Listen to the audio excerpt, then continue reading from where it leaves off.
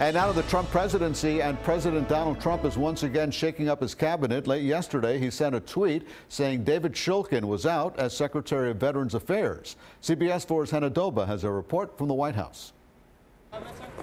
David Shulkin has been fired after weeks of speculation the president wanted a change at the VA, but he's not going quietly. In a New York Times op-ed, Shulkin argued he was being pushed out by people who want to put VA health care in the hands of the private sector. They saw me as an obstacle to privatization who had to be removed. Shulkin also defended himself on NPR. I was not against reforming VA, but I was against privatization, and I think that it was really the political appointees that were trying to undermine our efforts at VA. Shulkin faced criticism in February for using taxpayer dollars to pay for his wife's airfare on a trip to Europe.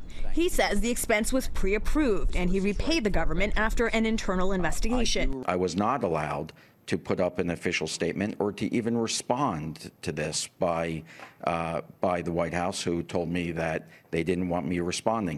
The president has nominated his physician, Rear Admiral Ronnie Jackson, to replace Shulkin as head of the VA.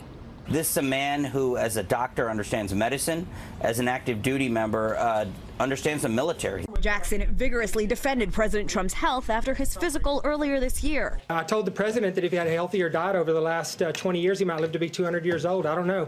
I mean, he has incredible genes. I just assume. The Senate will have to confirm Jackson, and his hearings may be tough. Some lawmakers are already pointing to the doctor's lack of experience running any large organization. Hannah Doba, CBS News, the White House.